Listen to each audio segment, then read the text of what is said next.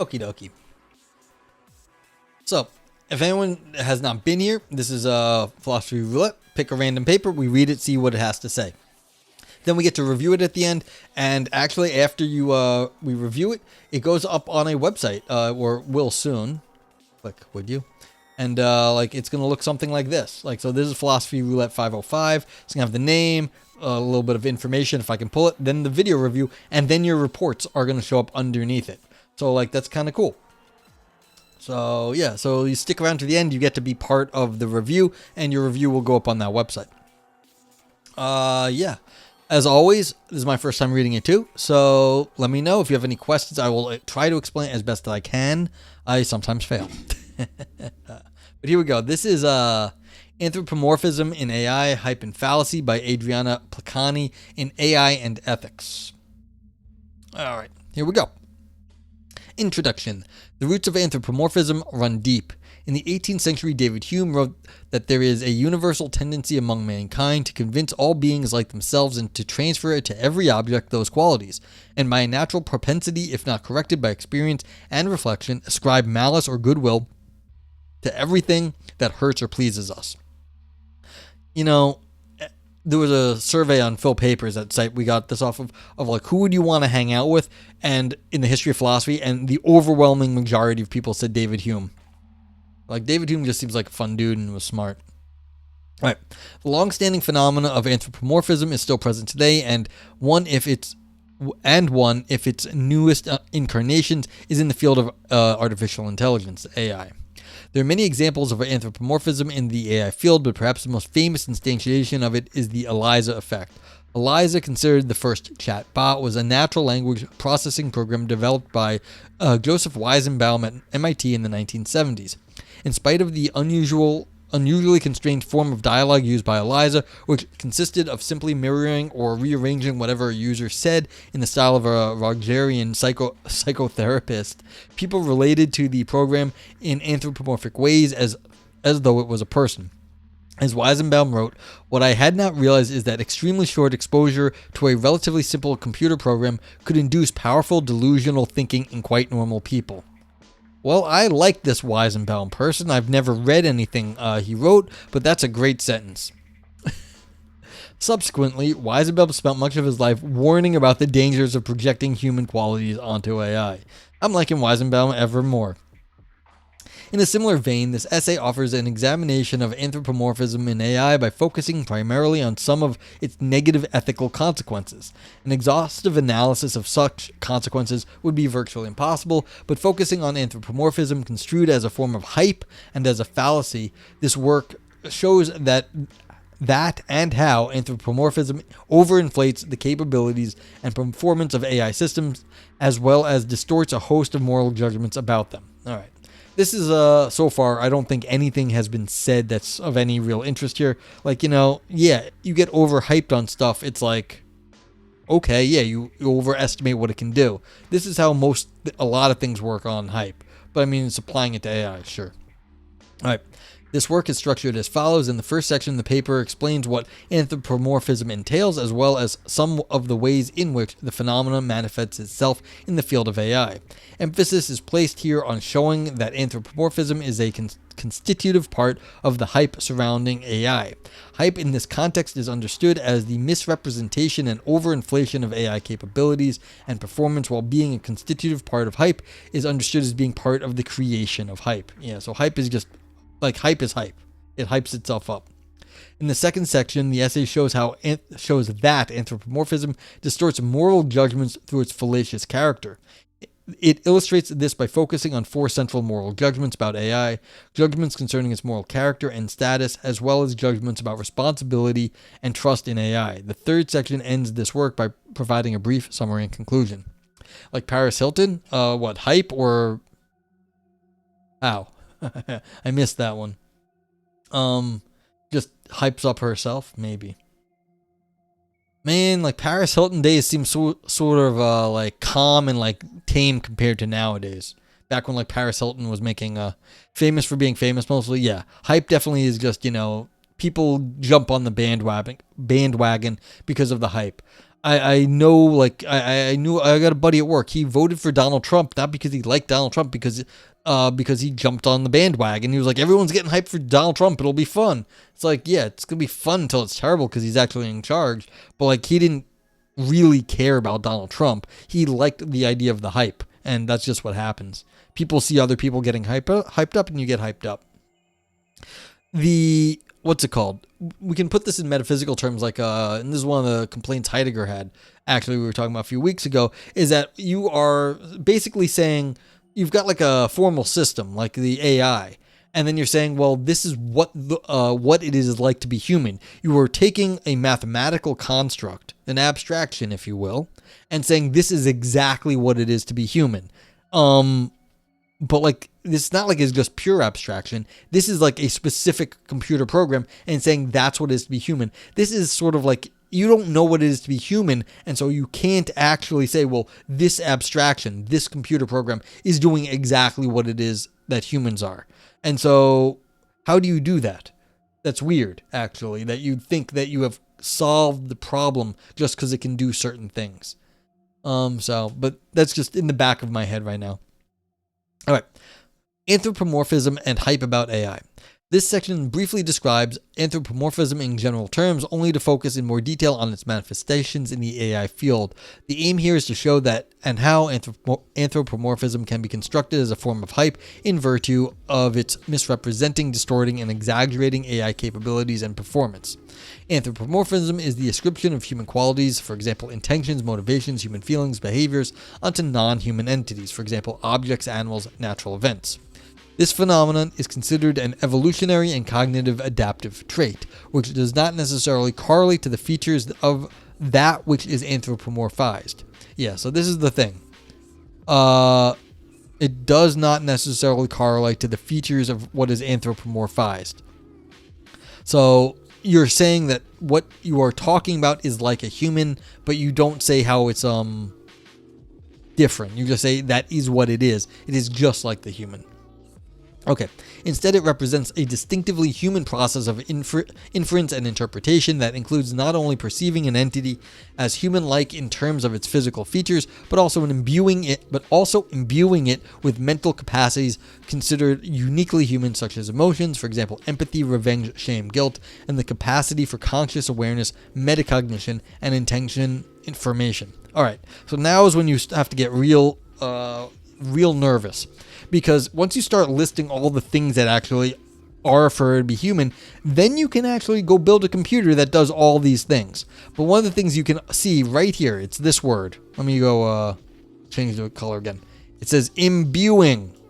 I like that. They have to start using the sort of, they go back to the old metaphysics, the old sort of alchemy. You have to imbue something like with a property. How do you imbue anything? Like, this is what happens is you have to go back and you have to say, well, we're taking some magic and making the computer or the silicon in the computer do what we're doing. It's giving it some special property that it should not otherwise have. Frank says all chatbots hype up AI chatbots just like humans do. Gasp. Well, there you go. That's true. I mean, what were we reading? Like, you asked Chat GPT about itself. It says how great it is. Like, of course. But of course, religions always say that they're the true religion. Chatbots always say that they, we're thinking just like people are. We've been trained on what people think, and we do that. It's like, yeah, really? Well, you've been trained in a certain way, and that's right. But does that exhaust what it is to be human? Maybe. Maybe not. But we don't know. Okay. Anthropomorphism is a pervasive and widespread phenomenon that garners new dimensions in the realm of AI. One dimension that is seldom emphasized relates to the hype surrounding AI systems. And, you don't even need AI. Any tech nowadays has a significant hype machine behind it. All tech stuff, they do this on purpose. Okay. In virtue of the attribution to distinct human characteristics that misrepresent and exaggerate AI capabilities and performance, anthropomorphism in AI can be viewed as a constitutive part of hype. To see this, consider first anthropomorphic language. And this is true. If you listen to any tech people hyping up their stuff, they will start to slip in human property talk, like things about people talking about their technology. They do this constantly. Okay. And this is one of the reasons why last paper I was so angry, because the philosophers in the last paper I read on philosophy roulette did this almost consciously when they knew that their conclusion was, well, it probably wasn't doing what we said it was. And they did that for what I consider dramatic effect, but it basically was misrepresenting what was there. They were using hype to give themselves, like, make it look like they had more of a conclusion than they did, but that's bullshit. They were just like hyping it up to knock it down, but that was all hype. Okay. Anthropomorphic language is so prevalent in the discipline that it seems inescapable. Perhaps part of the reason is because anthropomorphism is built analytically into the very concept of AI. The name of the field alone, artificial intelligence, conjures expectations by attributing a human characteristic, intelligence, to a non-living, non-human entity, which thereby exposes underlying assumptions about the capabilities of AI systems.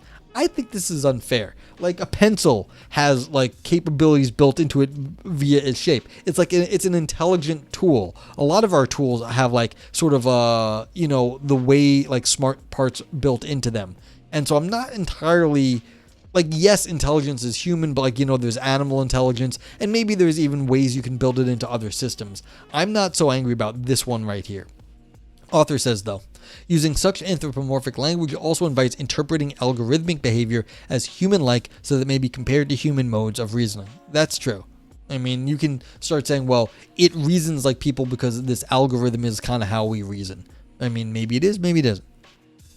Going beyond the concept, there are many examples of anthropomorphic language that exaggerate the capabilities of AI, starting from the earliest days of the field. Alan Turing, the creator of the Turing test, among other things, described his machines in anthropomorphic terms in spite of the fact that they were simple abstract computational devices. For example, he compared what he dubbed his child machine to Helen Keller and said that the machine could not be sent to school without other children, making excessive fun of it, but that it would get homework. Vipers asks, is treating me, a collection of pixels on a screen, as a human act, an act of anthropomorphism? This is one of those, like, part of the parasocial relationship we have here. You can see, like, a little image of, like, me, but I could be a very sophisticated VTuber, and maybe with a chatbot behind it. So yeah, it could be. Like, we have VTubers, and, like, it's a very complicated thing. Like, there's a person, there's a VTuber, and then there's the audience. And, like, sometimes you see the person behind the VTube, but it's like the VTube, like, avatar is, like, who the audience is relating to. So it's like, yeah, that's actually one of these, like, super complicated, like, very contemporary things. And I'm sure we do not have this understood yet. Frank says, I could be a very sophisticated VTuber. Well, I mean, for some understanding of sophisticated, yeah. I mean, my green screen would be amazing because I can walk around the room. Like, it'd just be a great green screen. So, yeah. Okay. Yeah. Cinesemiotics is like, that's me. It's like, I do this. All right, famed cyberneticist Valentino Breitenberg, okay, also used anthropomorphisms to describe his very simple robot vehicles, which were said to dream, sleepwalk, have free will, ponder over their decisions, be inquisitive, optimistic, and friendly. Other researchers such as David Hogg, Fred Martin, and Mitchell Resnick used anthropomorphic language for their robots, even though these robots were built from Lego bricks containing electronic circuits. Masato Yamamoto described his vacuum cleaner robot Sazi as friendly and as having four emotions: joy, desperation, fatigue, sadness. More recently, Sophia, a robot with a human-like form, was granted citizenship in Saudi Arabia, was a guest on various TV shows and news programs, and appeared beside world leaders and policymakers. As Sven Nyholm, writing about Sophia, computers. Wait, this is a bad sentence there. Writing about Sophia, computer scientist Noel Sharkey highlighted that it is vitally important that our governments and policymakers are strongly grounded in the reality of AI at this time and are not misled by hype, speculation, and fantasy. This is the problem. And go watch Globus the Elder, because he's the last link on this list. If you don't know who he is he talks about AI news. I was hanging out there a little earlier today.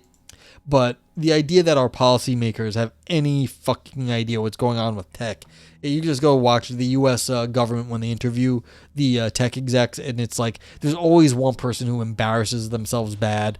Recently, one of our senators, I think, kept asking one of the tech execs about his relation to the Chinese Communist Party. And the guy's like, I'm not from China. I have no relation to them. And he kept asking, and it's like, I'm not Chinese. It's like he couldn't, like, it's like basically racist. Like, there's no other way to say it. But yeah, it's bad. So I actually think this is terrible. Like, we're not going to get our politicians to understand at this point. It was the CEO of TikTok. Oh God, like the most important person probably to talk to, and he's from Singapore. Yeah. It's like one of the most important people to talk to that you could get there, and like the guy can't even get basic facts about the man's nationality down. It's but see, this is why I'm really like, people say this, and I don't think this is like a good idea, because our governments and policymakers are not going to be strongly grounded in the reality of AI. It's just not going to happen. And so I think this is a false goal. Like, we should not be doing it. So we need something else to happen. But yeah, you're pretty sure it wasn't a mistake. Oh, you think it? Oh, okay. So maybe the guy was just grandstanding for his constituents, possibly. Okay. The problem is I can't tell the difference between the mistakes like that. Yeah. Okay, that's fair, and that would actually give him a little bit more credit that like he didn't care where the person was. Yeah, the audience. He was just trying to be like, oh, I'm strong against China, because the audience is not any, like, won't know that he's not even talking to a Chinese citizen. But like, yeah, it's bad. Like, either way, it's bad. So, and like, to squander your opportunity to talk to the CEO of TikTok and to make a dumb political play like that, that you could do any other time, seems like also very dumb on top of it. But that would give the that senator at least a little bit more credit that they were doing something at least somewhat politically savvy, even if it was a very bad time to do it. That's how Trump got in office. Stupid people get the same vote as the rest of us do. Yes, they're very much. So you just have to fool enough of the people enough of the time, and enough of the people enough of the time are too busy or don't care enough to go fact find. Like, they hear a soundbite, they're like, oh, I thought that was cool, I'm going to go vote for that person. Yeah, people are busy, and they like keeping people busy and struggling to make money, because they know that means you can't pay as much attention to politics. Hey, Rethius, how you doing? What's up? A failure of civilization to ignore, not even philosophers, just at least, there's political scientists, historians, a lot of people out there. And this is this time in history when you need the social scientists, because our tech is massively sophisticated. We're not down to handling yet. And you need the social scientists and the philosophers to, put things in perspective, and we're just not doing that. So it's like, yeah. It's like, are you just going to leave the tech execs in charge? That's not a good thing either. Humanities and social science, exactly. So, you need the philosophers there. You need the, sociologists. You need the Infernals. You need the Shane McGinnis. All this stuff to help out so we can reorient ourselves and not just, do exactly whatever the tech people want. And there's nothing against the tech people here. I can hammer the tech people for other stuff. But, they're business people at this point. They're going to do whatever makes them money, because they're publicly traded companies. So it's like, I'm not even hammering on the tech people for being tech people. This is just straight up business. You just heard there were some mostly carbonated scrolls from Pompeii that scientists were able to read with tech. Yeah, I actually what's it called? Where is that? It's here. They just go by it. Yeah. We were just looking at this briefly. So yeah. So yeah, this was I was just looking at this earlier. This is because some of it apparently has to do with Epicureanism, which the like a philosophical position. They're talking about what it is to be like to have a good life, is to enjoy the pleasures of life. Yeah. Am I a member of the Chinese Communist Party? I have never been a member of the Chinese Communist Party. No. No. Yeah, so we can reorient ourselves. Oh, we are advocating on behalf of the Chinese. I read that out of order. Bad joke, Frank. Yeah, I'm not even gonna say what I say. That's stupid. It's like bad joke. The first black philosophy professor in the country apparently got fired, not for being black, but they brought him. It was in the 50s, and he was apparently a philosophy professor in like Casper, Wyoming. If you guys don't know where Wyoming is, it's in the United States. It's one of like the very whitest of the white parts of the country. It's like the north, like kind of the Midwest, but all the way north. And he got fired not for being black, but for being red. And they like he just it was completely racially motivated because there was no reason to think he was communist. But they brought him in front of like the House Inappropriate Un-American Activities Board, which was the old like McCarthy hunting for the commies thing, and tribunal. And they said, well, could you tell us how your philosophy differs from that of like the communist philosophy? And he said, I cannot, seeing as I've never dealt with any communist philosophy, that I have no idea how mine differs from it. And they didn't like that answer, and so they said, well, you did not answer the question. He says, well, I don't know how to answer it because I've never done any communist philosophy, so I can't tell you how mine differs. And then they fired. The government had him fired. It's in the Rockies above, yeah. It's on the, well, where I said Midwest, right? It's not east. Look, west of Utah. Yeah. Natty says it's still technically illegal to be a communist. I'm sure enforcement of that is coming fairly soon. Really, Natty? I had no idea. Like, that seems like that would go against First Amendment rights. Because communism, being able to say that you're communist and have that be against the law seems like that would be a First Amendment violation. Wow. Okay. Okay, east of Utah, not west. I fucked up there. Okay, yeah. So, I mean, we have to go look at what the link provided, but like, okay. Communist Control Act of 1954. Yeah, weird. All right, take a look at that later maybe. I'll copy the link. My computer's slow.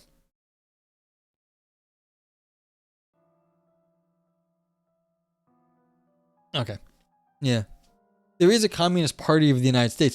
Well, there's a difference between there being one and it being illegal. Like, it could be illegal but not enforced. That's a lot of stuff. Like, being gay is technically gay. Like gay sex is like illegal in a lot of places, but they're not enforcing it. Oh, and missing conclusion. Oh, yeah. I basically thought that it was like, because it was a historian. I thought they did like a really good job laying out the problems. They didn't. It was just like thin, but it wasn't bad on the philosophical content on like what to do. They basically ended just with a really good framing of the problem. They didn't really say, well, it was permissible to bomb cities indiscriminately. They just kind of said, well, this is all the issues with it. This is where we're at. And I don't like, they didn't say, I don't know what to do about it. They just said, this is like the dilemma at this point because these are the different debates and they're kind of looking at slightly different things, but it does there's no real easy way to separate it, but they did a good job. It was a good philosophically informed history paper, as I felt. But like if they were philosophy people, they would have been like, well, I have to take a side, but they didn't take a side. So yeah, it was good paper though. Yeah, it has to be enforced. Yeah. It's totally not constitutional. Do that pointless too. Any group can reform under another label. Yes. There's also something to be asked when you can try to become a citizen. They ask if you've ever been a Nazi or communist. Yeah. It is not illegal to be a communist in the USA. You promise? Well, yeah, but again, there's a difference between local laws that are unenforced or like would not hold up in court that still makes it illegal even if it wouldn't hold up. Yeah. Yeah, well, in the 50s, that was a while back, Natty. So yeah, in jail for conspiring. Yeah, believe me, I know. Uh, My grandma is on the list of people investigated in the Rosenberg trial. You can go see her name, because the FBI was tracking her because my grandparents were friends with the Rosenbergs. So yeah, like conspiring to do secrets. They weren't friends with the Rosenbergs, but they were at some parties that the Rosenbergs may have attended. And so like my grandma was a communist. And they were at like parties with the Rosenbergs, and so there was a guy, Morty Sobel. He just died a few years ago. I met the man, and he was one of the witness for the government or whatever. So like these are like people that my family knew. Yeah. So no, people definitely were prosecuted in the 50s, and my grandma went to her death claiming that the Rosenbergs were innocent. Like she didn't believe, like she knew them. She didn't believe that they actually did it. Yeah. So yeah, you don't have to tell me about people getting prosecuted. We were prosecuted. Yeah, it's like the punishment was being accused. Yeah, I mean, it would ruin your life. She had to quit my grandma quit her job because the government was threatening her, like, of being communist and stuff. So she was working as a school teacher at the time, and they could get her like fired. So she went and worked for some place that she couldn't be fired from. She went and drove taxi for like 2 years in New York City. And so, yeah, it's like, you can't be fired from being a taxi driver. Oh, Natty, it gets a lot worse. It was bad. But, yeah. But anyway, that's a story for a different time. Okay, so the examples above show how anthropomorphisms have been part of and parcel of the hype surrounding AI and robotics, and indeed anthropomorphism is a well-known and well-researched phenomenon in this area. After all, human characteristics are used as guiding principles in robot design. See, this is the other part. The fact that we are explicitly using them as guiding principles in robot design means that people are going to talk about it regardless of hype. Oh, she had some stories. She had some, well, what's fun is we requested the FBI's files on it once, and you can go do this. Like, and people actually sell them. They download the PDF and make it into books. And it's like it was like 80 pages of like people following her to work and shit. Like she gets up in the morning, gets her kids ready to school. They sends the kids to school, leaves her house at this time, then goes to work, then comes back from work, picks her kids up at this time. And it's Keystone Cop bullshit. Like, these idiots were following just a lady around doing nothing. Anthropomorphism is a business at this point. Yes, that's true. Like, this is definitely part of it. But the fact that they are modeling the computer behavior after people and other sort of like human sort of things means that they're going to talk about it in this way, and that isn't necessarily hype. That's just how they developed the technology. Yeah, while perceiving robots as human-like is important to human-robot interactions. However, this should not lead to the conclusion that anthropomorphism in the AI field is isolated to robotics. No, it's everywhere. Anthropomorphism has also been displayed around deep neural networks. In 2022, Ilya Sutskever, co-founder and chief scientist at OpenAI, hyped DNN by declaring, quote, "It may be that today's large neural networks are slightly conscious." Rethia says, "It's like generative AI is a child learning and modeling from parents." That's how they think of it. I don't think it is how it is, because I don't think the learning models they use are like children or children learning from parents. But that's how they might think of this. They may design some aspects of that into the way they train their models. Okay. It is true that deep neural networks, DNNs, are one of the most advanced and promising fields within AI research, with DNN architecture applied in AlphaZero's famous win over the human Go world champion and part of many AI-related applications, such as Google Translation Services, Facebook facial recognition software, and virtual assistants like Apple Siri. However, in spite of the many accomplishments achieved using deep neural networks, parallels to the human brain should be resisted. Can you say that last line again? Can you say that, and can we all let that shit set in? The one where it's semi-conscious. Yeah. Yeah. So this is from Ilya Sutskever, says that it may be that today's large neural networks are slightly conscious. Yeah. I mean, who even knows what it means to be slightly conscious? Is that like being drunk? Like, I don't know what that means. Shimon Ullman argues that almost everything we know about neurons, for example, structure, type, interconnectivity, has not been incorporated in these neural networks. DNNs use a limited set of highly simplified, homogeneous artificial neurons, whereas biological neuronal architecture displays a heterogeneity of morphologies and functional connections, thus describing network units in anthropomorphic terms as, for example, biological neurons is an enormous simplification given the highly sophisticated nature and diversity of neurons in the brain. Conversely, it is also an overinflation of DNN's capabilities. Now, I expect Ivan sitting back, if he's listening or not, whatever. He's saying, look, these are different ways, these technologies are mimicking the abstractions that we make. That's all they're doing. The fact that it may not match up one-to-one matters less than it functionally does the same thing. That's fair. But like the question is, does it do the same thing? Well, if it's not doing the same thing, it's in the end doing something similar to what we're doing, which is enough. That's what it should be. But like they're talking about the hype here. I can just see Ivan being like, yeah, and so what? In the background. Here. But yeah, we're talking about the hype though. So if they're overinflating what they can do. Yeah. Okay. Well, ask me if you have questions. All right. The New York Times 2018 article on AlphaZero, Zero's victories, is a good example of anthropomorphic tendencies that seem to do just that, overinflate capabilities. Quote, most unnerving was that AlphaZero seemed to express insight. It played like no computer ever has, intuitively and beautifully, with a romantic attacking style. Yeah, it's like, well, does it? Like, you like it. That's fun. It played gambits and took risks. In some games, it paralyzed Stockfish, the reigning computer world champion of chess, and toyed with it. AlphaZero had the finesse of a virtuoso and the power of a machine. It was humankind's first glimpse of an awesome new kind of intelligence. AlphaZero won by thinking smarter, not faster. It was wiser, knowing what to think about and what to ignore. Yeah. Part of the problem with anthropomorphic language, as exhibited above, is that it asserts an out-of-place human-centric perspective that conceals the reality of how these networks work as well as their limitations. David Watson, for example, has argued that DNN's similarity to human cognition has been seriously overstated and narrowly construed, especially in light of DNN's considerable shortcomings, for example, brittleness, inefficiency, myopia. A final example of anthropomorphism that exaggerates AI capabilities and performance comes from the large language models, LLMs. LLMs as ChatGPT, Bing Chat, Sydney, and Lambda have garnered a lot of attention recently.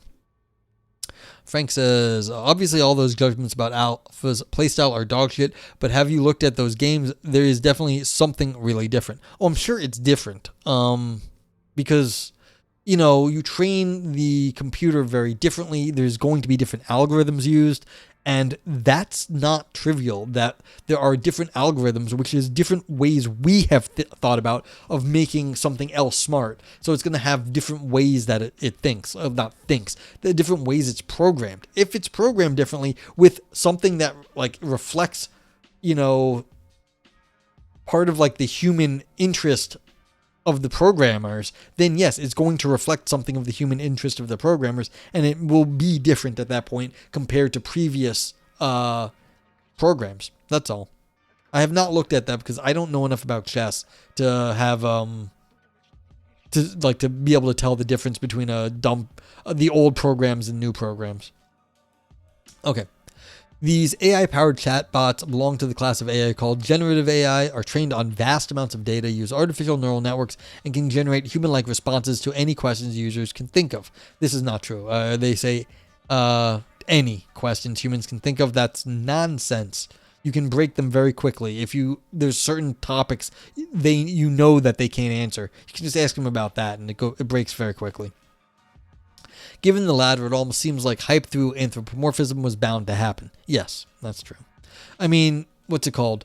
Because it learns certain things on a certain training set, you can ask it about, one of the easiest things that it doesn't do very well at the moment is, I think you can ask it about like biographies of people. I think it does very poor biographies, except for people who have like extensive biographies online, and then it's just summarizing those biographies. But anyone that's not got like extensive online biographies, I think it just doesn't work. It's like a known area it doesn't work at. So the idea that it does anything, it's like it does anything within a prescribed range. Once you get out of that range, it fails. Like, it just fails. Okay. For example, in a recent cross-sectional study of 195 randomly drawn patient questions, a team of licensed healthcare professionals compared physicians and ChatGPT's response to patients' questions. The chatbot responses were preferred over physician responses and rated significantly higher for both quality and empathy. Importantly, the proportion of responses rated empathetic or very empathetic was significantly higher for the chatbot than for physicians, amounting to a 9.8 times higher prevalence of empathetic or very empathetic responses for the chatbot. This means that almost half of the responses from ChatGPT were considered to be empathetic, compared to less than 5% of those from physicians. This is another problem, though. It's like, the physicians are trained to be physicians. They're not trained to be empathetic. The chatbot is meant to, reorganize words. It's very different. And physicians probably don't have the time to be nice. Everyone's constrained on see more patients nowadays. All right. This is going slower than I expected. But thanks for sticking around. This example is noteworthy because attributing empathy to a chatbot anthropomorphizes the latter, since empathizing is a complex emotional and cognitive process that involves the ability to recognize, comprehend, and share feelings of others. Other notorious examples of anthropomorphizing chatbots include the infamous exchange between Sydney, Microsoft's chatbot, and the New York Times technology columnist Kevin Roose, and the declaration by Blake Lemoine, a Google engineer, that the company's chatbot Lambda was conscious and capable of feelings. Given that AI is far from being sentient now, anthropomorphisms such as these fan the flames of hype by misrepresenting the current state of AI systems and potentially leading to mistaken beliefs as well as overblown fears and hopes. AI already exhibits a great deal of influence in our world, and this is only going to continue to grow. Exaggerating the capabilities of these systems conceals the reality of AI achievements and impedes their understanding. This leads to a generalized lack of knowledge about how these systems work, which can feed extreme beliefs and sentiments through misinformation. On the other hand, the phenomenon is also reductive because it asserts an out-of-place biocentric perspective that can overlook the unique potential of artificial systems. Projecting human capabilities onto artificial systems is a relatively new manifestation of a long-standing and natural phenomenon, but in the realm of AI, this may lead to serious ramifications. The above offers some telling examples of anthropomorphism in AI, but does not and indeed cannot provide an exhaustive account of this phenomena or its connection to hype. Nevertheless, it seems fair to conclude that anthropomorphism is part of the hype surrounding AI systems because of its role in exaggerating and misrepresenting AI capabilities and performance. Furthermore, such overinflation and misrepresentation is nothing mysterious. It is simply due to projecting human characteristics onto systems that do not possess them. Yeah.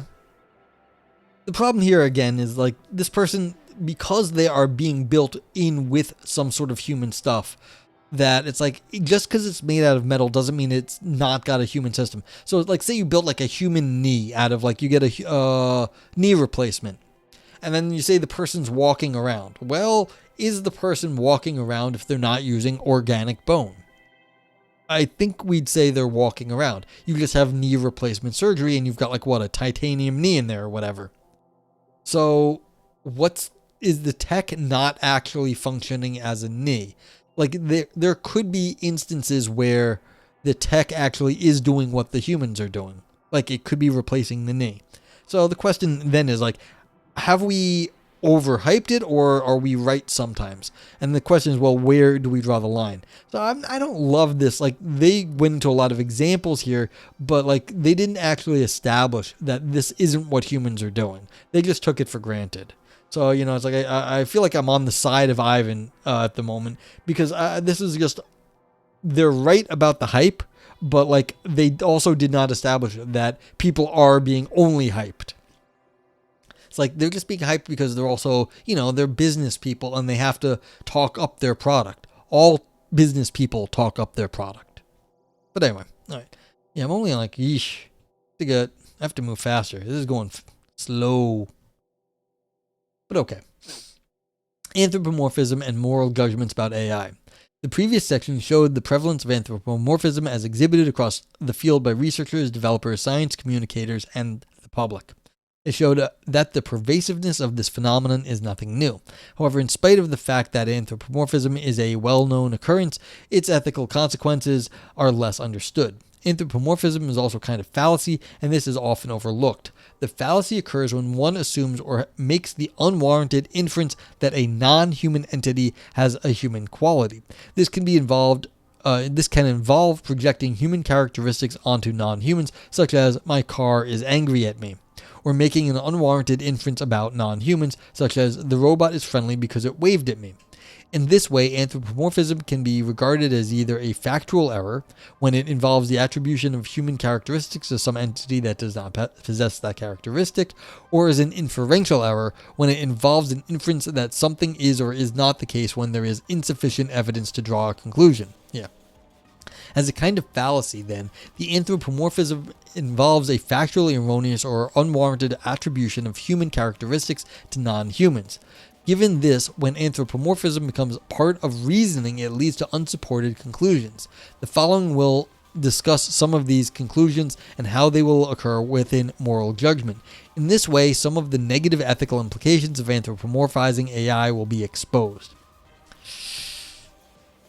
Again, like I said, where do you draw the line? Like, okay, I am touching my face right now. I'm poking myself in the face. Stop poking you in the face. Stop poking in the face. Stop poking you. All right? So I can poke myself in the face. I'm touching my own face right now. I'm touching the desk right now. I'm touching this pencil right now. I put the pencil on the table. Is the pencil touching the table? Well, what do you mean by touching? The pencil is now, having some sort of molecular resistance into falling through the table. Is that what we might mean by touching? Or do you mean by touching like the thing I'm doing? I can feel it. Yeah. So it's like it's a different sort of thing. All right. Frank says, in the same way we might foolishly call a sequence of alpha moves being playful, we can do so about a human-human game where we imagine a motive that may or may not be there. Yes. I suppose this is similar to Viper's question. Yeah. Is anthropomorphism to imagine a possibly erroneous motive just from an artifact being left behind by persons? Well, this is like you're making stuff up. So if you're claiming it's like, like anthropology, like, okay, you're trying to figure out what it is, there's like an error there. Now, when you're talking about like an AI and the tech, then it's not like got a human emotion. So, of course it's erroneous at times when you're trying to be like, oh yes, this is a ritual chalice, not just a normal like drinking cup. There's a possibility of error there. But like it could be that. But when it comes to like this stuff where we know it's like it's doing something different than us, then it seems more fallacious. But I mean, if you're talking about your car is angry, why would a car be angry? It's like, that's weird. Yeah.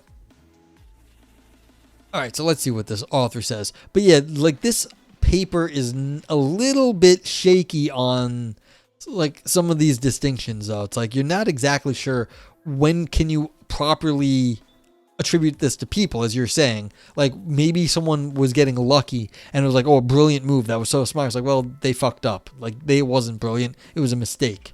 It was an accidental brilliance, and you're not supposed to be brilliant accidentally. So, okay.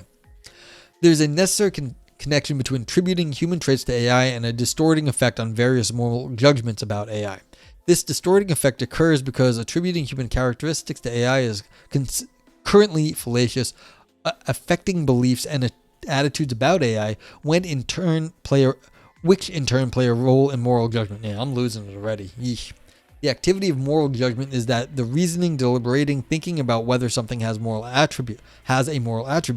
The thing assessed might be an action, person, institution, or state of affairs, and the attribute might be either general, such as rightness or badness, or specific, such as loyalty or injustice. For example, consider how anthropomorphic language, for example, AI systems learn, decision algorithms think, classification algorithms recognize, Siri and Alexa are listening, can influence deliberation, be it moral or otherwise.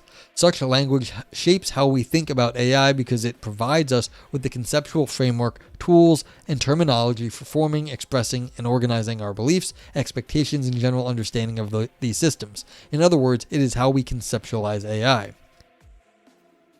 Furthermore, anthropomorphic language stands to influence both conscious and unconscious thinking about AI.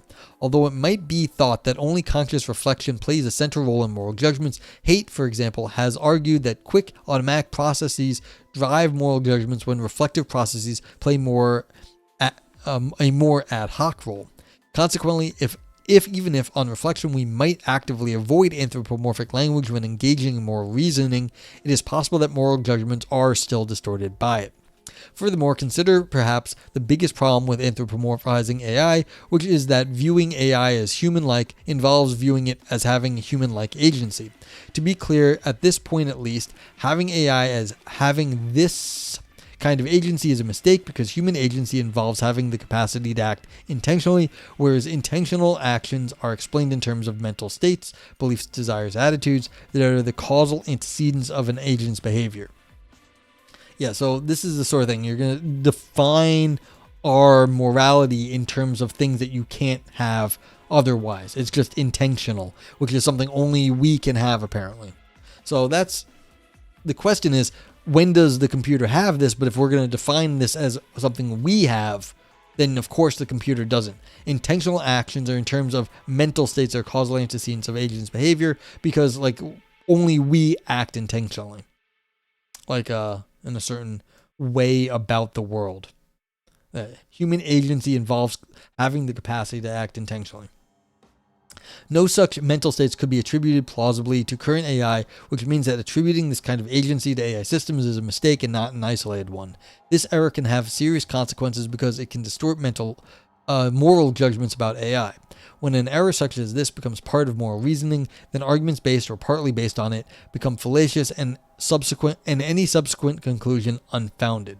To appreciate the distorting effects of anthropomorphism, the following will consider 4 moral judgments about AI systems: judgments of moral character, judgments of moral status, responsibility judgments, and judgments of trust.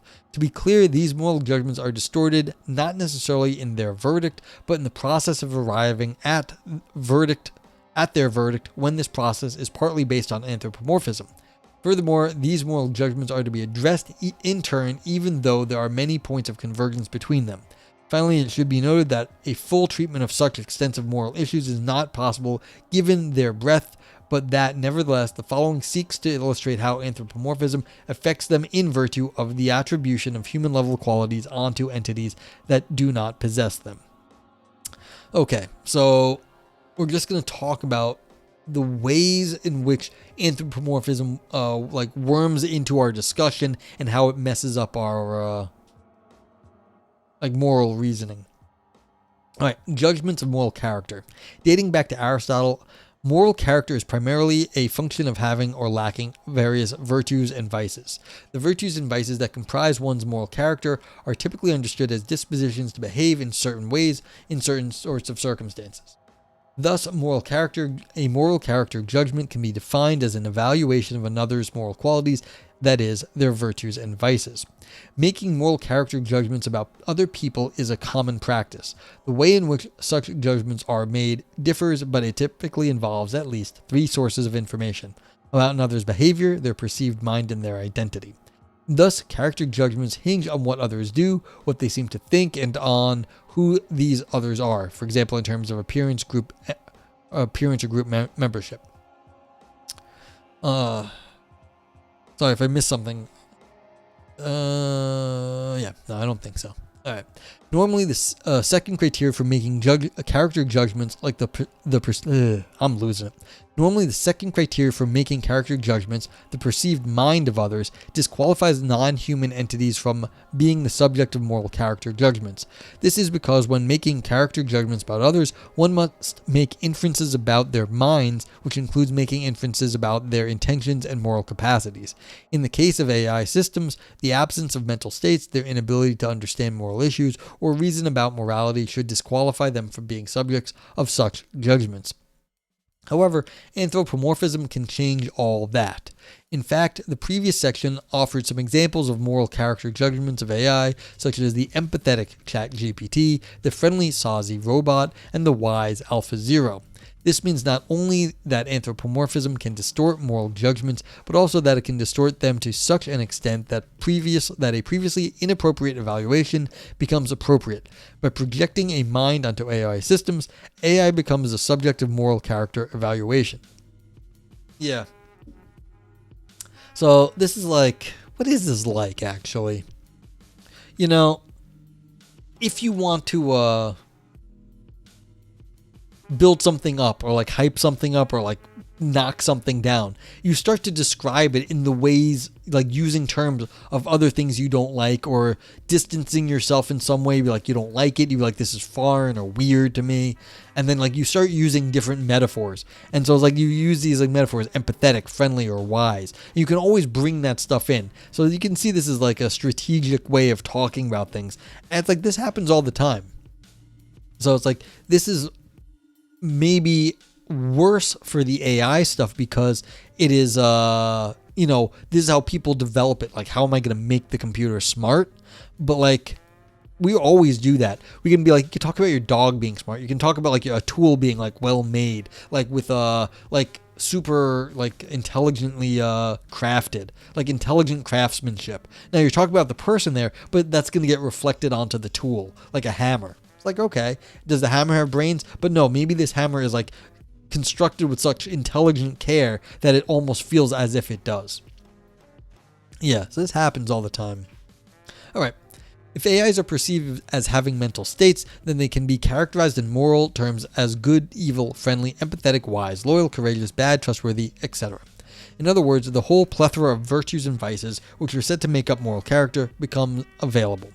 In the absence of moral agency, this is problematic. For example, in Aristotle's view, a virtuous agent is not one that just performs virtuous actions, but also one that understands those actions whose actions result from a fixed character, and who chooses the action in question for its own sake. For example, the agent chooses to be honest because they believe there's something intrinsically good about being honest. These criteria are far from the capabilities of current AI systems, which means that attributing virtues to them is troublesome.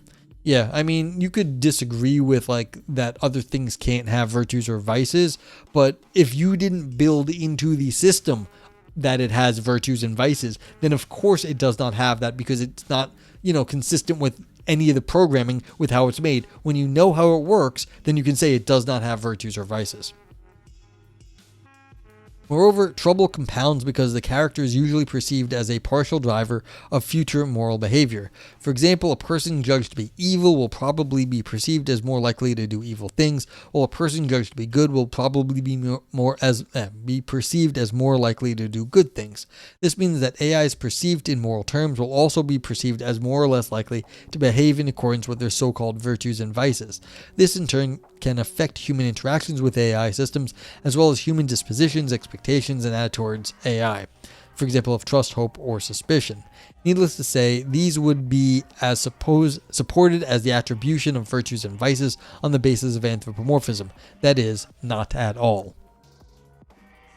Alright, yeah, and that's true. I mean, the current computer system seems to act as we set them up within the prescribed realm of questions that you can ask them. I mean, the image bots, they can make porn. They can make revenge porn. The image bots do not care about like making images that are hurtful to people. They just make whatever. And so like the programmers had to say, well, you can't make images that are like using like these sorts of things. And of course, people find clever ways around them. You can find, copyrighted images that someone was able to get one of these bots to basically produce. And yeah, so it's like they don't have any sort of ability to act in a regular way. People had to impose it on the AI bots. Yeah, I saw like some pictures. Someone made a mid journey of the Joker, like Heath Ledger's Joker, and like some Disney character. Oh, I'm sorry. I must depart, but please add navel gaze to thumbs down, but also golden turkey. All right, hold on one sec. Oopsie, wrong button. Yeah, sorry, wrong button. If you want to put your vote in now, Cinesemiox, you can do it.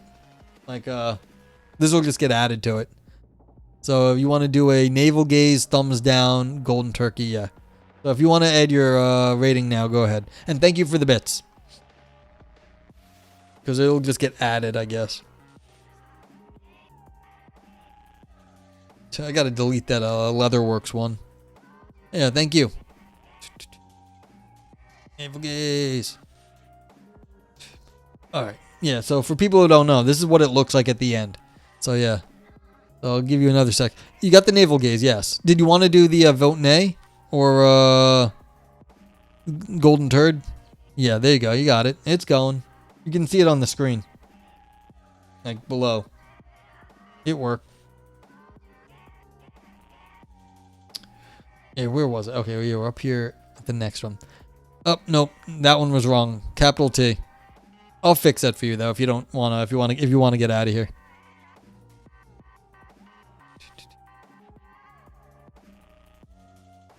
Yeah, wait a sec for Cinesemiotics, and then we'll keep going.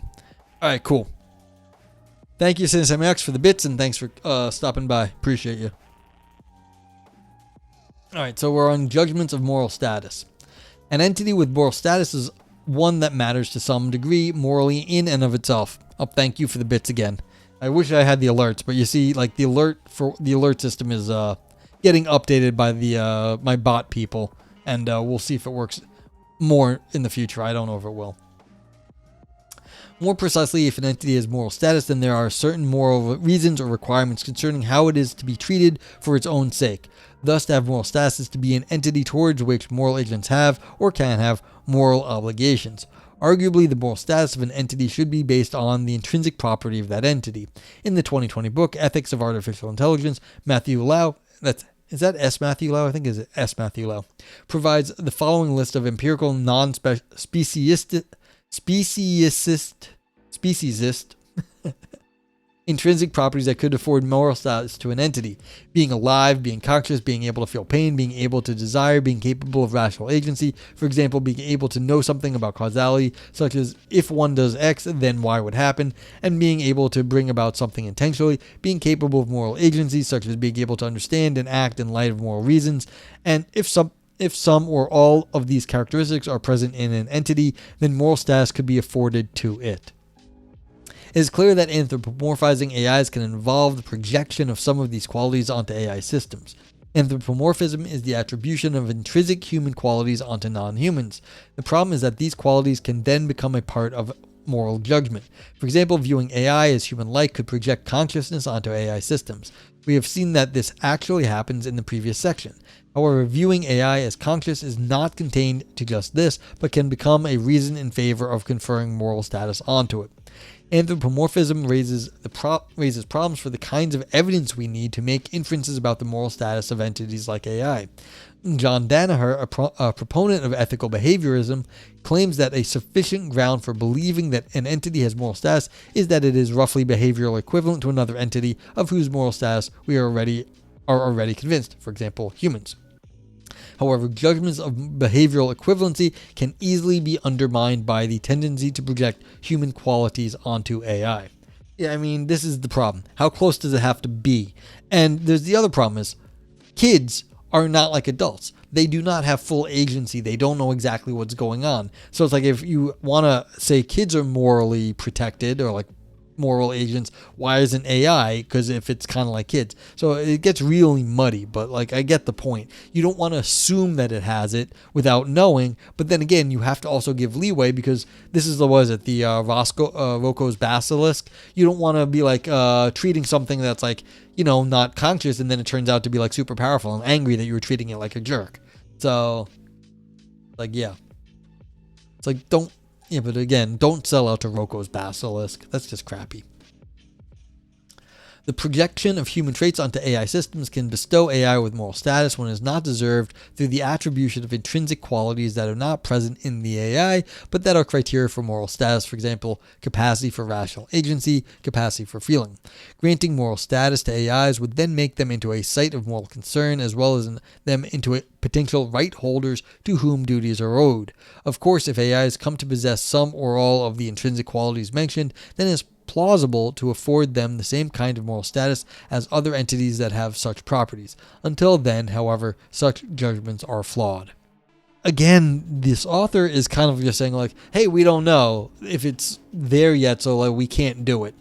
I don't know if this is the strongest argument. It's like there's a lot of hype, but say someone's actually done it and then we're treating this poor AI that's like suffering like a piece of crap. It's like, well, maybe we have to give it a little bit more like leeway here. I don't know. Like I agree in the abstract with the author. I'm just not loving the argument. Not to say it's a bad argument. It's just not I don't love it though.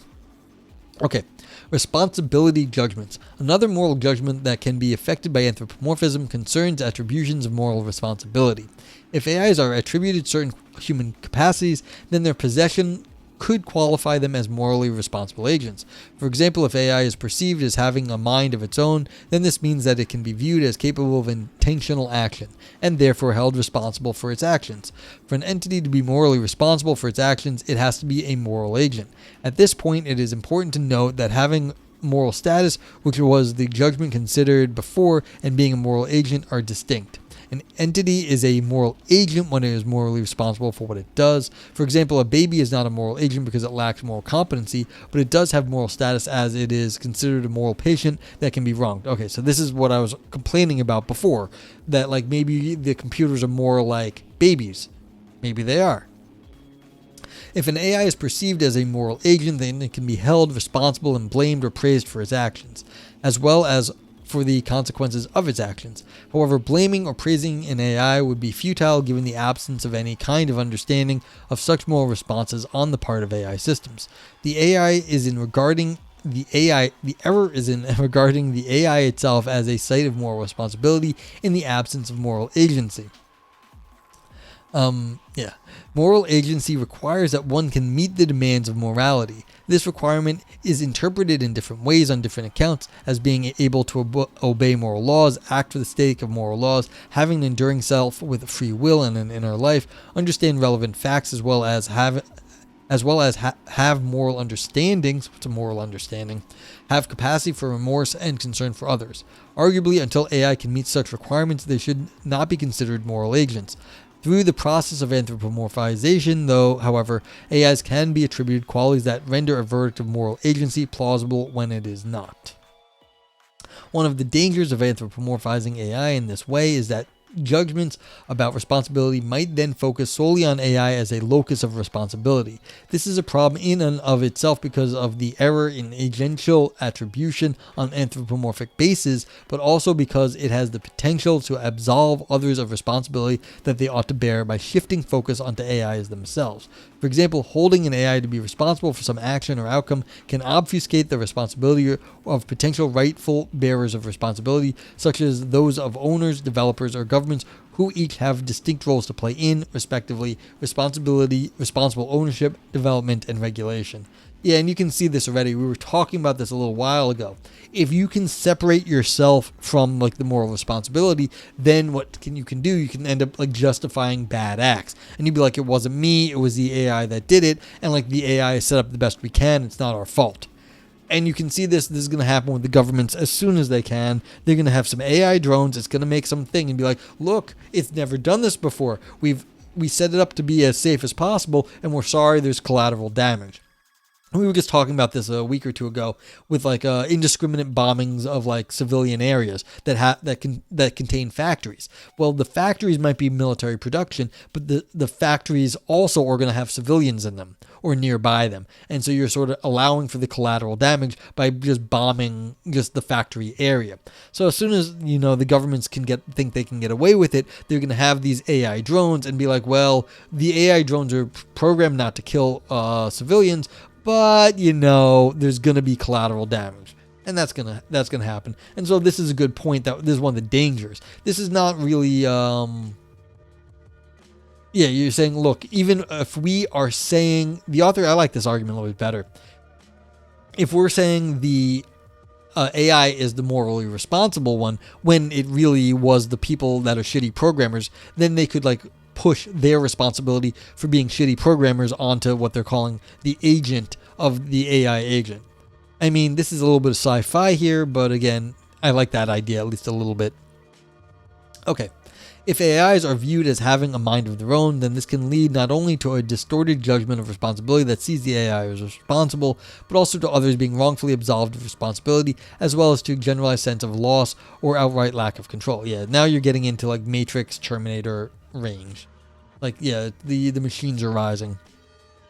The latter effect is because if AIs are moral agents, then they are also autonomous decision makers who are able to choose their own goals and act freely in light of moral reasons. This would mean that their decisions are outside human control, as well as usually opaque because of the black box nature of algorithms, but that they ought to be given the same moral weight and respect as the decisions of any other moral agents. However, until AIs become such agents, if ever, such moral judgments are flawed. Alright, so judgments of trust. Trust is an attitude toward those or that which we hope is trustworthy, where trustworthiness is a property, not an attitude. Trust and trustworthiness are distinct, but ideally what is trusted is trustworthy, and what is trustworthy is trusted. However, it is clear that trust can be misplaced. At a very basic level, trust is about a truster that trusts, judges the trustworthiness of a trustee with regard to some object of trust. Trustworthy trustees are those worthy of being trusted. Why, author? To be worthy of trust, they must be capable of being trusted, which means that they must have the competence to fulfill the trust that is placed in them. One of the dangers of anthropomorphizing AI is the judgments about whether to trust AI whether to trust AI can become judgments concerning the trustworthiness of AI itself. However, according to two of the most prevalent conceptions of trust, AIs are not capable of being trusted. On effective accounts of trust, trust is composed of two elements: an affective attitude of confidence about the goodwill and competence of another, and further an expectation that one trusted will be directly and favorably moved by the thought that you are counting on them. However, AI lacks the capacity to be moved by trust or a sense of goodwill, since it lacks any emotive states. On normative accounts, trustees need to be appropriate subjects of blame in those situations when trust is breached.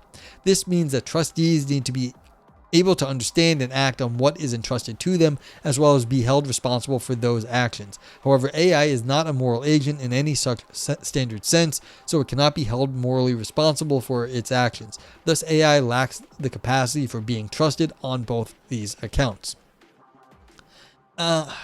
You have to trust your technology. I trust the streaming tech is going out to all of you now. I trust this chair does not fall down and then I get injured, falling backwards. So what is you're still trusting your technology You're still trusting your technology in a certain way. You always trust your technology in a certain way because, you rely on it for various things. You always do.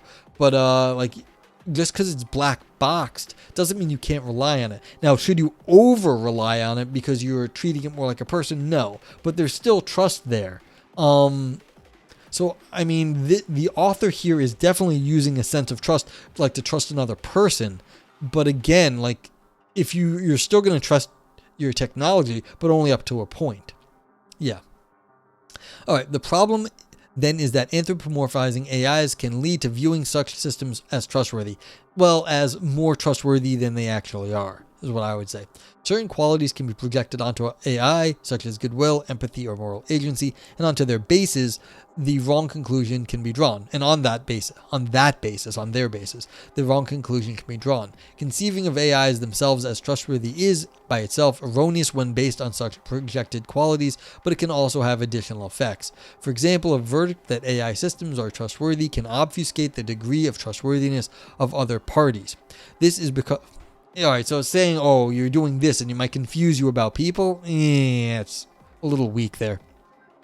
This is because trusting AIs because AIs themselves are trustworthy can leave out of considerations factors that ought to include when making such verdicts, such as the trustworthiness of owners, of developers, of organizations behind the development of AIs, or the trustworthiness of governments whose responsibility it is to regulate the industry. Okay, so they're saying, yeah, if you trust these things, then you've let the creators and the government off the hook. So you shouldn't do that. This means that regarding AIs as trustworthy is not only a problematic moral judgment, but also an obfuscation of important considerations that should factor into judgments of trust. It should be noted that in the literature, the idea that anthropomorphism in AI affects trust is present by way of empirical findings that support the view that anthropomorphism increases trust in AI. For example, in the context of both autonomous vehicles and virtual agents, people showed more trust in AIs with human characteristics than without.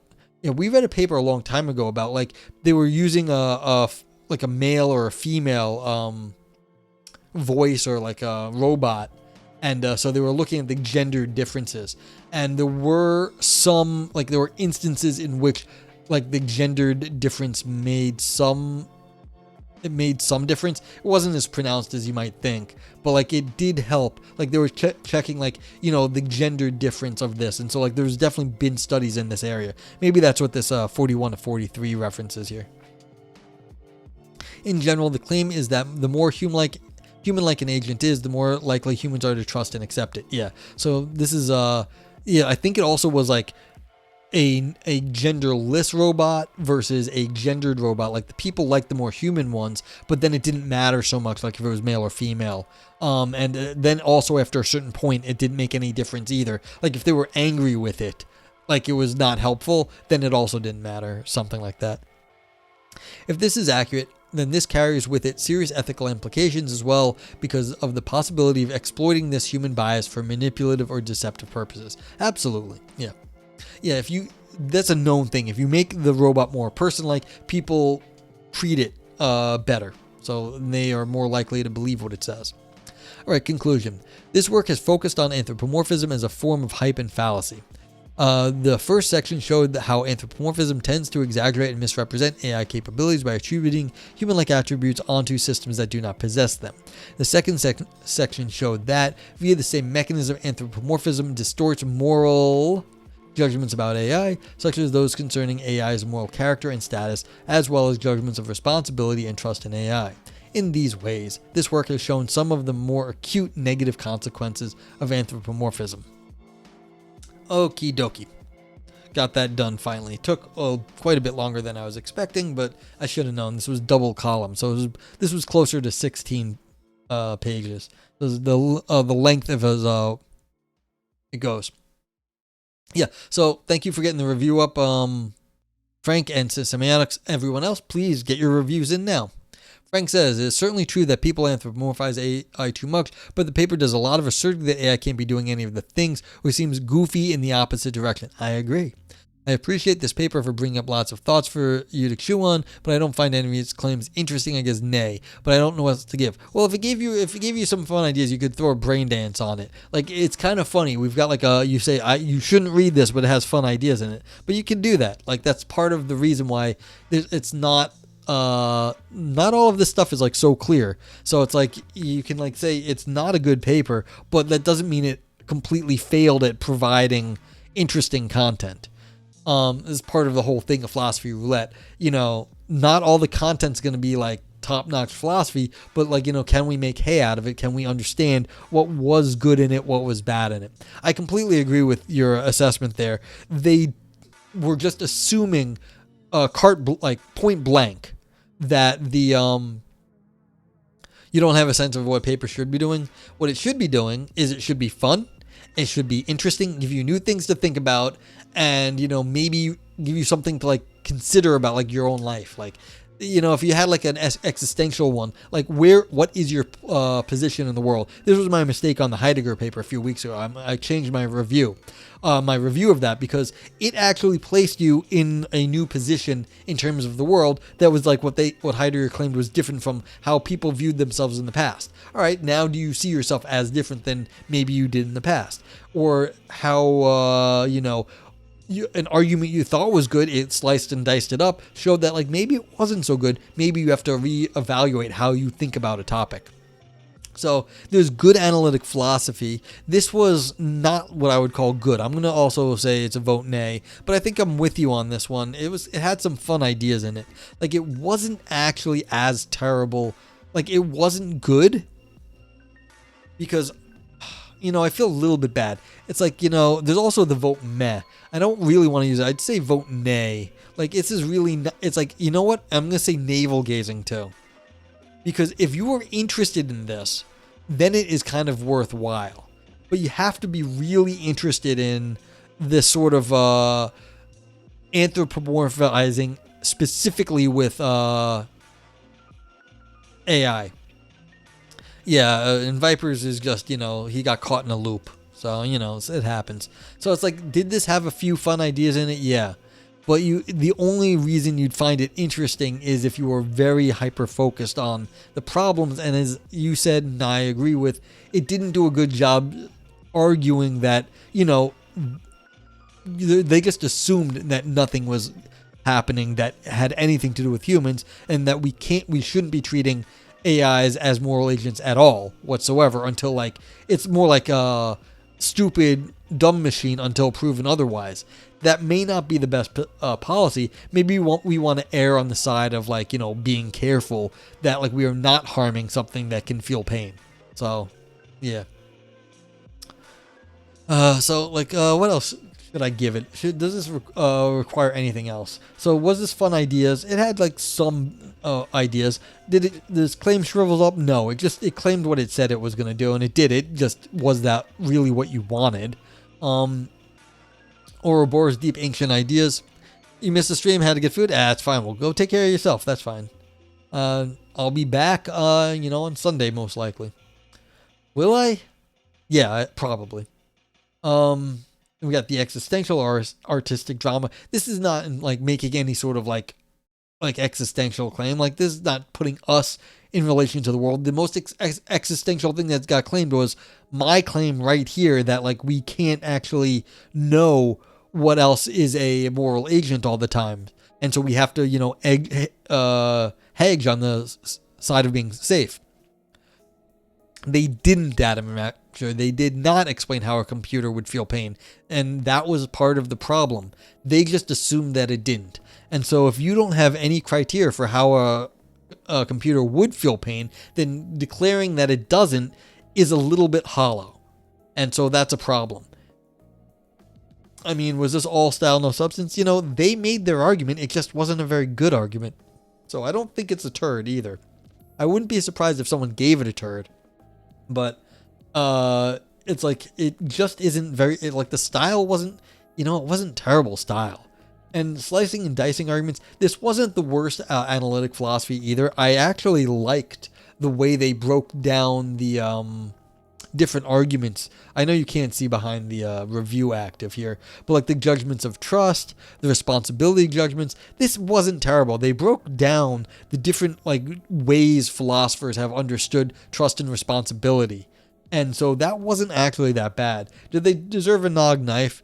This wasn't like high analytic philosophy either, but yeah. Adam asks, why would the burden of proof be on them to show that the AI does feel? Well, if they're saying the AI doesn't, and I agree that it doesn't, the problem is if you're making a very strong claim on the AI that it doesn't, and then you're saying, well, they're overhyping it, you're kind of just assuming that we have not accomplished any aspect of AI. Maybe we have. And they did not say anything along the lines of even remotely accepting the possibility that something is getting closer to more human-like experience.